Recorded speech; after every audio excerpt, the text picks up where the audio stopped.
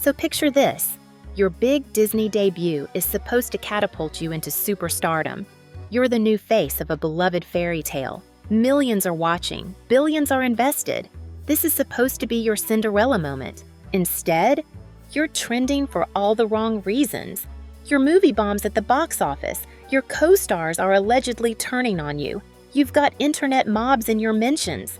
Oh, and now there are rumors that you might be fired by the very studio that cast you as their next princess. This is the meltdown-level drama unfolding around Rachel Zegler. Before we dive into one of the most bizarre and chilling mysteries to ever hit Hollywood, make sure to subscribe if you love deep dives into unsolved cases, hidden truths, and shocking celebrity mysteries. Trust me, this one is going to leave you speechless. The lead of Disney's disastrous Snow White remake. And just when it felt like things couldn't get more unhinged, here comes her co-star Andrew Burnap, allegedly throwing her directly under the Disney bus and sparking tears, legal threats, and even more behind-the-scenes chaos. Let's unpack the emotional, political, and professional fallout from what might be the most cursed fairy tale reboot in modern Hollywood history. It didn't start this way. After her breakout performance in West Side Story, Rachel Zegler was everywhere. Red carpets, talk shows, magazine covers. Disney saw her as the future, a Gen Z triple threat with Broadway pipes and just enough attitude to stand out. But then came the Snow White press tour, and the quotes started rolling in. In what can only be described as a PR team's recurring nightmare, Zegler repeatedly dismissed the 1937 animated classic, calling it outdated, mocking the central romance, and referring to the original prince as a weird stalker. In another clip, she flat out said the character of Snow White wouldn't be dreaming about true love because, in her words, that's not what we're teaching little girls anymore. Cue the internet backlash. Fans of the original felt insulted. Critics accused her of biting the hand that fed her. YouTubers lit up the algorithm with titles like, "Rachel Zegler destroys Snow White before it even releases." The memes? Brutal. But things got worse after the movie actually premiered. After all the hype and controversy, Snow White opened to a disappointing 43 million. Bad? Yes. Recoverable? Maybe. But in week 2, it suffered a catastrophic 66% drop in ticket sales. That kind of plunge doesn't just sting, it screams no legs. It means audiences aren't just avoiding repeat viewings, they're telling their friends to skip it entirely. And for a tentpole with a rumored $300 million budget, that's a studio executive waking up in a cold sweat kind of flop. Behind closed doors, sources say Disney is in full panic mode, reallocating marketing funds, shelving future Snow White-themed park content, and quietly reviewing contracts tied to the cast. And here's where the real tea starts pouring.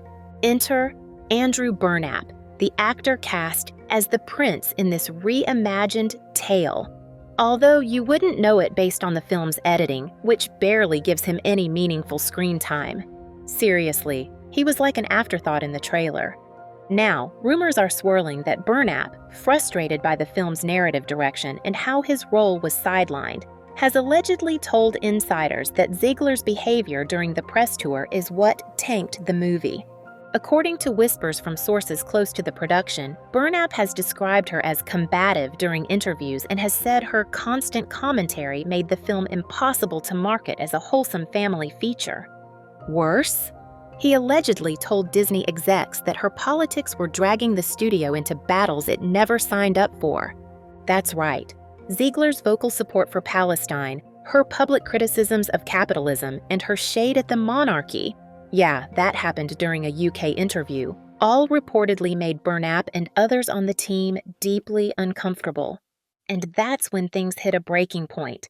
Sources claim that Zegler was visibly emotional, some say crying, after hearing that her own co-star was blaming her for the film's collapse. This isn't Zegler's first conflict with a castmate on this film. During production, she already had rumored tensions with Gal Gadot, who plays the evil queen. Gadot, who served in the Israeli Defense Forces and has been outspoken about Middle Eastern politics, reportedly clashed with Zegler's pro-Palestinian messaging, particularly during the height of the conflict in Gaza in late 2024. While Disney kept a tight lid on any official drama, the two actresses were noticeably distant during joint promo appearances, and fans were quick to note that Godot barely mentioned Zegler in any of her social posts about the movie. Now, with Burnap allegedly turning on Zegler too, it's looking like the actress has become completely isolated from her co-stars. And here's where it really spirals. Zegler is now reportedly considering legal action against Disney for wrongful termination and discrimination. Why? Because sources close to the actress say the studio has started distancing itself from her publicly, cutting promotional appearances and pulling her from future projects she was previously attached to. There's even chatter that her voice role in an upcoming animated feature has been reassigned, quietly but noticeably.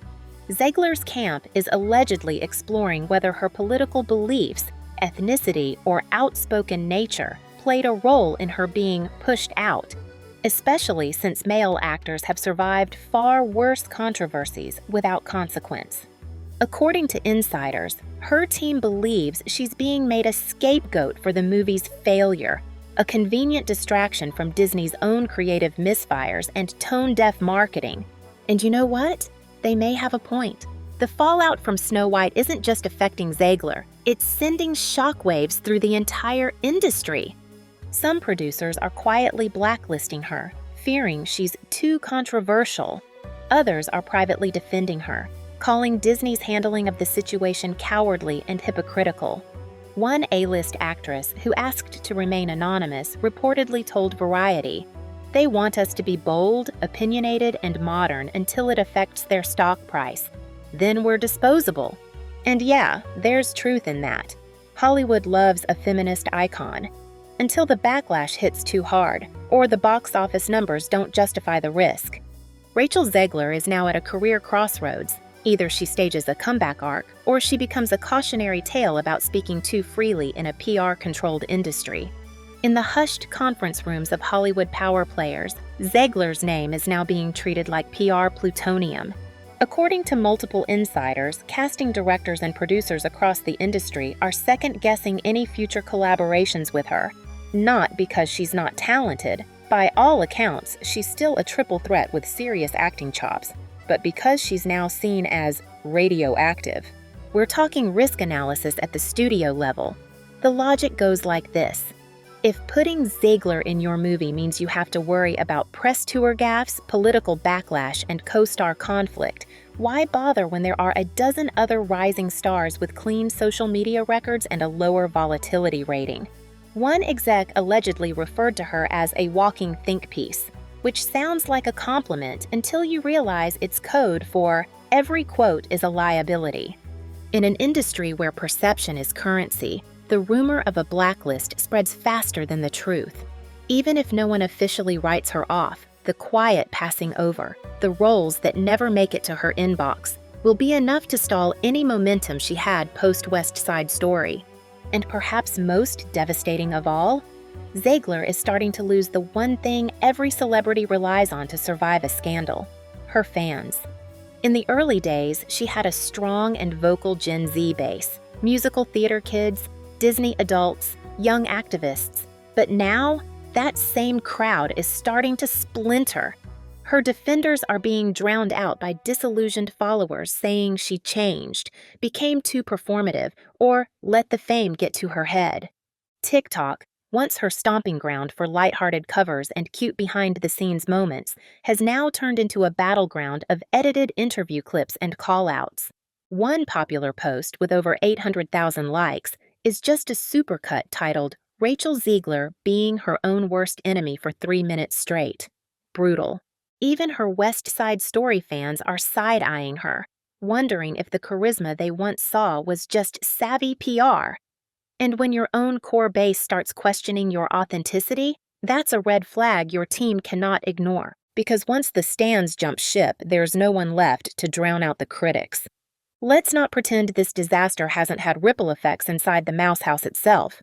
Disney's PR department is allegedly restructuring, with 2 senior communications staffers reassigned after the Snow White fallout.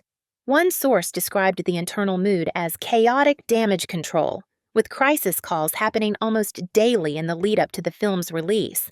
Apparently, there were multiple internal warnings during early press rounds that Zegler's off-the-cuff remarks were going viral for the wrong reasons. But the response? Soft guidance, not strong coaching.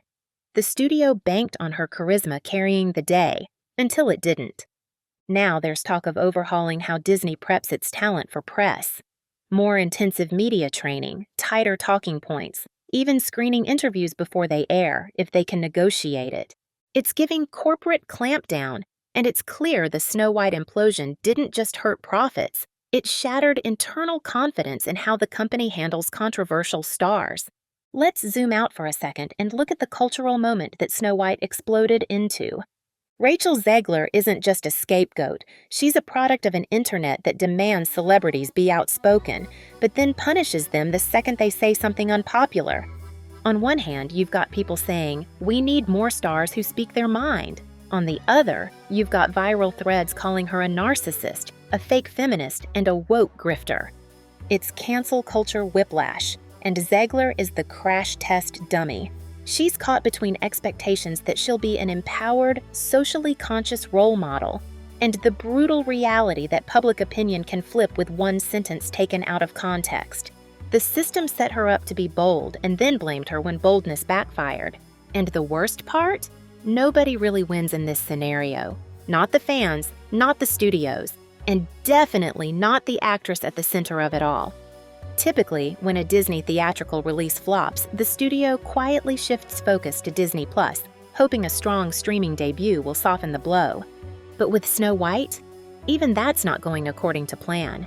Industry whispers suggest Disney is now delaying its streaming release, originally expected to hit the platform just 60 days after the theatrical debut. Why? Because they're worried about low engagement numbers reflecting another wave of negative headlines. The concern is that Snow White won't even perform well on streaming, a space where even lukewarm movies tend to find a second life. And with Disney Plus under pressure to cut costs and raise subscription revenue, a widely panned, high-budget flop isn't the kind of content they want to push. They were hoping for a Hamilton. What they got was a Hindenburg. Back outside the Disney bubble, the aftershocks of Snow White are inspiring a genre-wide panic rewrite. Studios with other legacy princess projects in development are reportedly rewriting scripts to reinsert romantic subplots, tone down anti-fairytale messaging, and make characters more emotionally engaging instead of politically symbolic. It's not about swinging the pendulum back to damsel in distress tropes. It's about avoiding the trap Snow White fell into, prioritizing meta-commentary over meaningful storytelling. Even a studio working on a futuristic Beauty and the Beast retelling, yes, that was a thing, has allegedly retooled its female lead from cold and analytical to curious, driven, and brace yourself, capable of falling in love. It's like the industry just woke up and remembered that fairy tales at their core are supposed to be entertaining. With Zegler's name becoming tabloid gold, personal boundaries are vanishing. Just this week, gossip sites published sources close to Zegler alleging she's had emotional breakdowns over the fallout and that she's lost significant weight from stress. Others have begun speculating about a breakup with her boyfriend, Broadway actor Josh Andres Rivera, even though no confirmation exists. It's an old Hollywood pattern. When the public turns on you professionally, the media starts digging into your personal life. There's even been fake headlines suggesting she's feuding with Ariana DeBose, her West Side Story co-star, based on literally nothing but social media silence. It's cruel. It's baseless. But it's happening. And it's another reason why Zegler's team is reportedly circling wagons, trying to protect her from a full-blown Britney 2007-style narrative spiral. Let's keep it going, because Rachel Zegler's downward spiral from Disney darling to public disaster deserves a full forensic breakdown. We've covered the press tour flubs, the co-star drama, the alleged legal threats, and the industry-wide damage control. But somehow, the hits keep coming. Because when your public image turns into a cautionary tale faster than your movie drops off the box office charts, you don't just fade out, You unravel in real time, and the internet is obsessed with every second of it. This is no longer just a PR crisis. It's a celebrity case study in self-sabotage, and we're only halfway through the third act. So let's rewind to one of the more chef's kiss moments from Rachel's pre-release press tour, an interview that's now immortalized across TikTok and reaction threads titled, "When Being Booked and Busy Isn't Enough." In it, she says, and I quote, "I just didn't like the whole idea of playing a princess. It always felt kind of regressive." Now, Rachel, sweetie, you signed a contract with Disney. For a remake of the original Disney princess movie, you are literally dressed in an updated version of the most iconic animated dress in cinema history, and you're standing next to a cardboard cutout of the magic mirror. Why are you acting like you were cast in Euphoria but woke up on Sesame Street? Saying you hate the role before the movie even drops is next-level unprofessional. If you didn't want to play a princess, that's fine. But maybe don't spend an entire marketing campaign side-eyeing your own paycheck. Actors need to sell the fantasy. That's literally their job. If Margot Robbie had gone on a press tour for Barbie and said, "Yeah, I actually think Barbie's a symbol of capitalist oppression and body dysmorphia," the film would have tanked harder than Cats. Instead, Margot leaned in. She played the game. And guess what? Her movie made $1 billion. But Rachel, she played herself. Okay, now let's talk red carpet appearances. Because while Rachel was out there giving interviews like she was protesting her own film, her wardrobe choices were equally confusing. At the premiere, she wore a bold, modernized gown that looked nothing like Snow White. Which, okay, cool. Fashion statements, personal style, we get it. But when people noticed she was deliberately avoiding anything that paid homage to the character she was playing, it became a whole thing. Even fans started posting side-by-sides of Gal Gadot in full Evil Queen glamour next to Rachel giving Brooklyn thrift store brunch core. Why does this matter? Because it fed the narrative that Rachel was too above the character to embrace the fairy tale. It became part of the performance, like she couldn't even pretend to be excited to represent a Disney princess without rolling her eyes into another dimension. It felt like she was embarrassed by the very thing Disney built their empire on. And for fans who grew up loving those stories, the whole vibe screamed self-importance over sincerity. Another reason people turned on Rachel so quickly? The contradictions. One day, she's saying she was so honored to take on the role and felt a deep connection to the character of Snow White.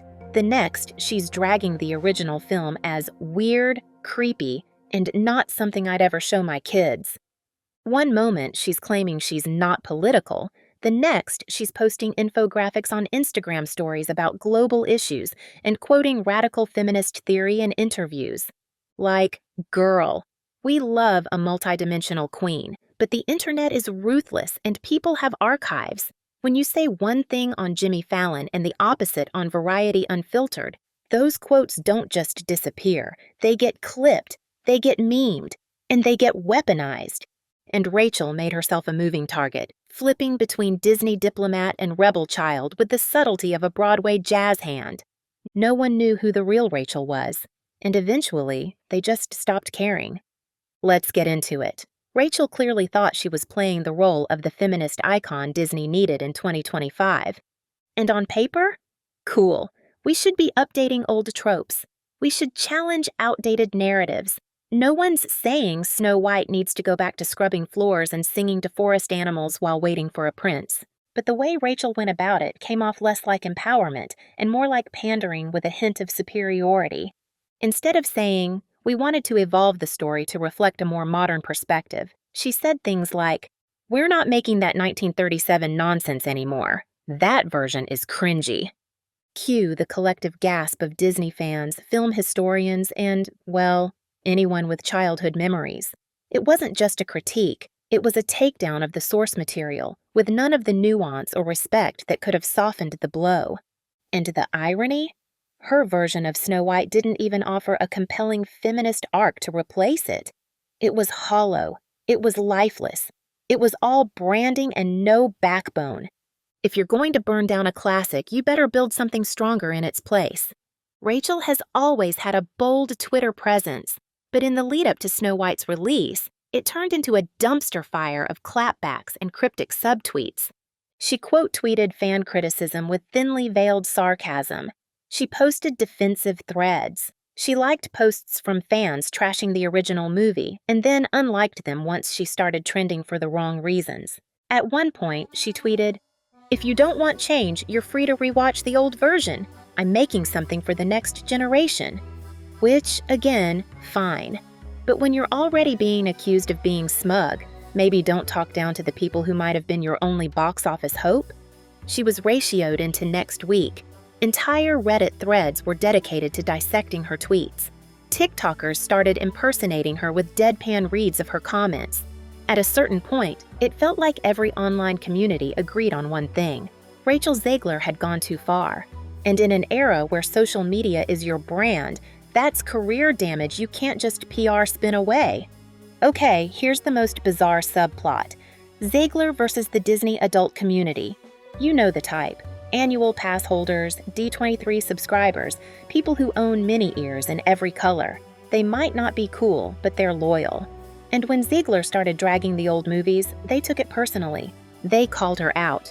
She fired back. They made parody accounts. She blocked them.